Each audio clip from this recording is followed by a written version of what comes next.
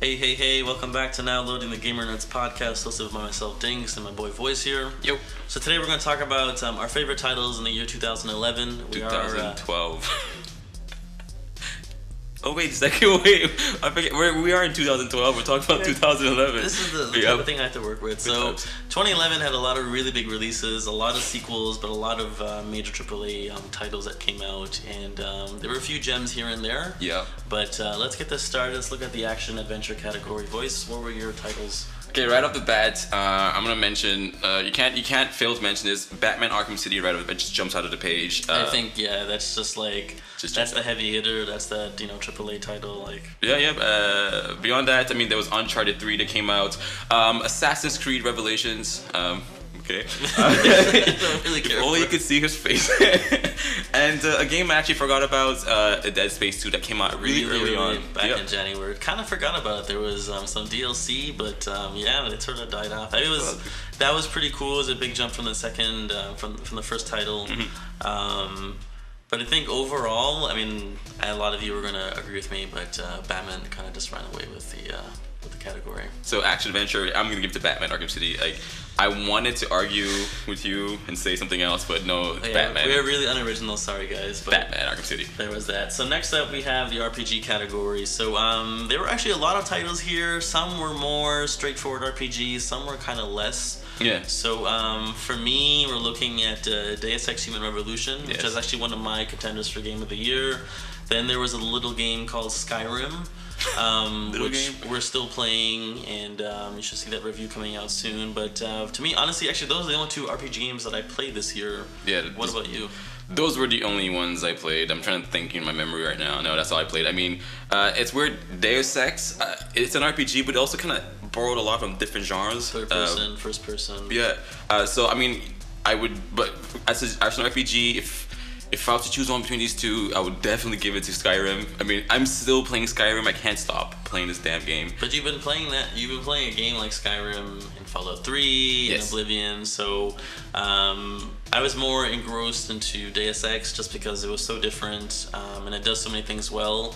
There's very light RPG elements. I mean, it's not like you've augmentations and experience and stuff, but.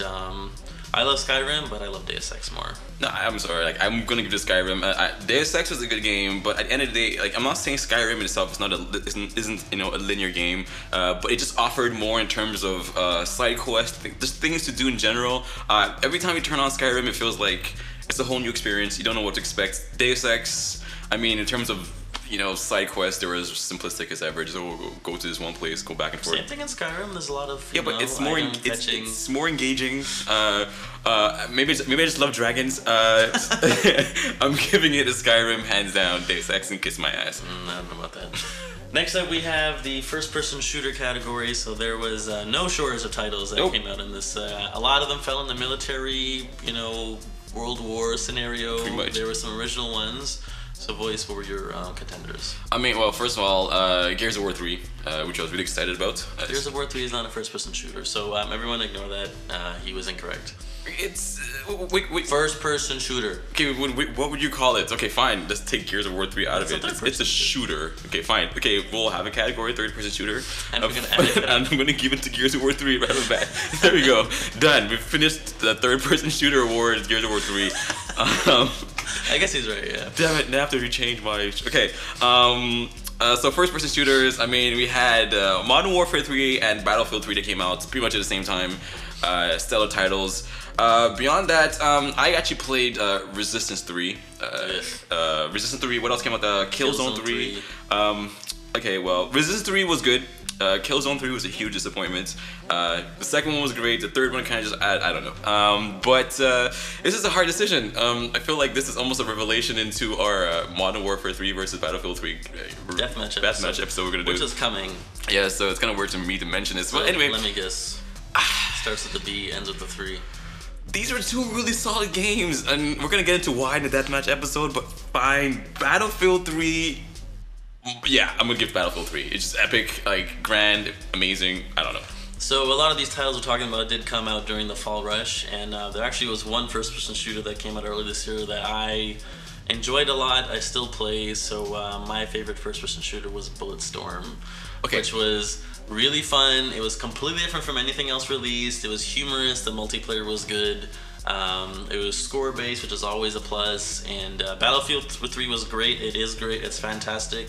It's much more of a strategic thinking man types of first-person shooter, whereas Bulletstorm for me was fun. And I haven't played a first-person shooter like that in a while, so for me that was my favorite title of the year. I will say, I will agree with you. It was a great game, but I remember I just picked it up when the game came out. I ignored it. Gem. You didn't know? Yeah, I ignored it, and I went into the game store one day because I was bored, and they said, "Oh, what games are out there?" And I saw Bulletstorm, and I picked it up, and I played it. I couldn't put it down.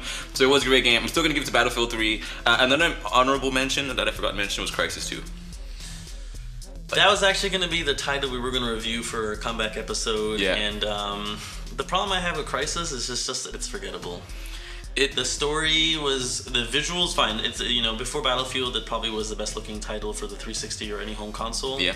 Story was so-so, but just the game, I was going through the motions. I wasn't like, this is awesome, It's just like. No, I agree. I mean, it was forgettable, but it's still an honorable mention. It was a good game. Alright, that's enough about first-person shooters. So next up we have is the free roam category. So there wasn't that many titles that came out here. We had things like L.A. Noire, we had stuff like Infamous 2, Saints Row the Third, which you saw Voices, and Monica's fantastic review recently. So what did you think amongst those? Okay, before I even say anything, just guys take note, because I know that a lot of people are going to jump in and say, like, how come we're not including Batman Arkham City? Okay, we're not including Batman Arkham City just because we're trying to, even though it does fall into that game, in this category, we're going to just stick it in action adventure. But yeah, it's a hard decision for me because the two games already stand out. I mean, I loved Infamous 2. Saints Row it's a lot of fun. It's a great game to play, just turn your mind off and swing giant dildos around. That's pretty much, but it's a fun game. But yeah, my two contenders here would be definitely what was it called? You just mentioned L.A. Noire. L.A. Noire, I forgot the name, sorry. L.A. Noire definitely, and Infamous 2. And I love Infamous 2, but it didn't really improve much on Infamous 1. No, I think that's where you're wrong. Really? I think it was visually, it was such a huge improvement. Yes. They updated the gameplay, just the type of missions you can do, different settings. And I actually played Infamous 1 for the first time during the PSN outage. And once I saw Infamous 2, it was like a completely, it was last gen versus this gen. L.A. Noire was a different type of game. We actually reviewed it, but we never put the review up. And looking back at it, it just seemed like a lot of it was based on chance. In fact, nothing you did in the game actually affected any of the cases. Exactly, yeah. You could just accuse everyone of everything and go on. You still beat the game. Yeah, So I didn't play Saints Row 3, but Infamous 2 for me was my real gem. Just the fact how much it improved over the first one, that new, I think, Blood Symphony, like vampire-based DLC, it just... Yeah, it's gonna be good. I haven't touched it, so... I think Infamous 2 takes that hands down. I want to give it to Infamous 2, but I'm gonna have to give it to L.A. Noire just because although a lot of the things it introduced didn't necessarily make a difference in the game, I just liked the introductions, new gameplay styles, new gameplay elements, like reading what a person's lying, telling the truth, stuff like that. It's something new. Much slower though. It's something new, so I'm gonna give it to L.A. Noire. Alright, so next up we have probably our shortest category. So we're talking about the puzzler now. I mean, yeah, Portal 2, nothing else. What other game? Which actually was also a first-person type of game, but much stronger focus. And it did receive, I don't know if it won any Game of the Year awards. I know a couple sites gave it that thing, but it was just really polished. It was really, really fun. You had the co-op gameplay, and you still have the mind-bending puzzles, a lot more elements thanks to, what's the name of the laboratory in that game? Oh, I forget. A something. Aperture Laboratories. Yeah. So Puzzle 2, puzzle.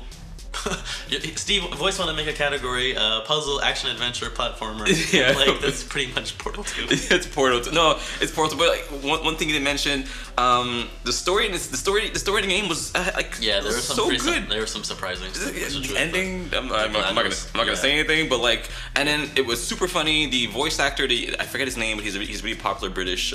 He did that floating eyeball thing there. Yeah, man. Oh, man, he was. Portal 2 was hands down done. So next up we have is platformer, and I'm kind of interesting to hear what you're gonna say about platforming. Really? Okay. What are your platforming titles, Voice? Well, for one, it's because he doesn't know anything. for what I did, I've been playing Mario Land 3DS. So that's definitely a good title for the 3DS. And funny, that's not the name of the title, but what's it called? Super Mario 3D Land. Whatever.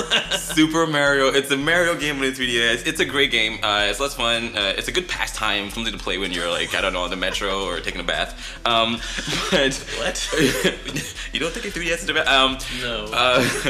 But I don't know. This is the game that I actually forgot about. But once I remembered it, it's like, oh my god, I remember I love this game. Little Big Planet 2. Holy smokes, dude. I was so uninterested by Little Big Planet 1. Are you serious? I just... Everything about that game was amazing. I mean, first of all, the platforming elements are just out there. It's co-op. Is it 4-player co-op? I don't remember. It's co-op. You can build your own levels, and the building levels, I guess, mechanics are so intricate. You can go as light as you want to or as deep as you want to. They actually. I'm a nerd, so. As GamerNerdz. But they included logic gates. Anyone who knows what logic gates, NAND and OR gate, stuff like that. So like the machines and stuff. Yeah. I saw some pretty intricate levels created by users. Yeah, and machines. One guy made a scientific calculator. Yeah. In the levels, it was pretty interesting. And you can you can create your own music. And again, I'm a music buff, so I went in. I made music for my levels that when I listened to them, I was like, yeah, I should literally just like take this and. Okay, so that doesn't sound like a platform at all, and I actually played Super Mario 3D Land, and that's classic Mario with a 3D, and actually surprisingly on the 3DS, it kind of it changed the gameplay in a bit where now you can see where Mario is in like a 3D area. It's classic Mario, the tunes, the gameplay. So Little Big Planet, you can go make your calculators and music, but that's the thing. Okay, I don't want to say too much about this, but like I love Mario, but Mario keeps following the same formula. At least Little Big Planet in general is taking this for you forgot about it though. I forgot about it because it came. I forgot about it because there's a game that stuck with him because he completely forgot. Mario came out like what recently. Look back, Big Planet 2 was like months ago. Exactly. So time made me forget about it. One more mention, and this is not winning any titles here, but Sonic, what is it called? Sonic whatever. Sonic Generations. Sonic Generations. Oh my God. I will give it to Sega for at least doing something good in a while with Sonic. I'm giving Sonic good job, guys. Okay, let's forget about Sonic. Yeah. So next category is another one that's gonna be pretty easy, or at least is the racing category. So the most major title that came out in racing this year was Forza 2. Yeah. And one thing I have to say is that there was a really, really, really big add-on to GTA 5, which changed the version number, added new cars, fixed a lot of bugs. So it kind of goes back to our first deathmatch episode. Mm-hmm. But Forza 2 was really polished, a lot of new cars. There was a lot of integration with Jeremy Clarkson of Top Gear. Was it Forza 2 or Forza 3? What? Which Forza was it? You're talking about right now? Forza 4. Okay, good. I was wondering what you're talking about. Okay, 4. Did I say 3? I don't know what you said, but Oh. I don't know. Forza 4. You have, the Connect integration and so on, but at least for me, Forza 4, You know what? I will agree. Forza, and the reason why I say Forza, and this goes back to the one, like you said, the deathmatch episode we had early on, well, about 2 years ago, is that Forza takes, for the average gamer like me that doesn't really give a crap about simulation racing and prefers arcade racing, it's kind of the perfect blend of these both worlds. It is a really good sim racer though. Yeah, and but other than that, there's one game I really wanted to be good, and that was Need for Speed: The Run. I really look forward to it. I played the demo a lot, but ultimately it was not great. I don't want platforming in a racer. It looked retarded. It had really good ideas, but some of the game mechanics were just retarded. So yeah, Forza 4. All right, next up is probably a category that only I can play games to. So it's the fighting category. So in the same year, we had Marvel's Capcom 3 and Ultimate Marvel's Capcom 3. We had Super Street Fighter 4 Arcade Edition, plus the big patch that recently came out. So for me, it was Ultimate Marvel's Capcom 3, or just the return of Marvel's Capcom in general. It took 9 years. So Voice, don't you put in that? No, I'm not saying anything. So next up we have is going to be the biggest disappointment in the year.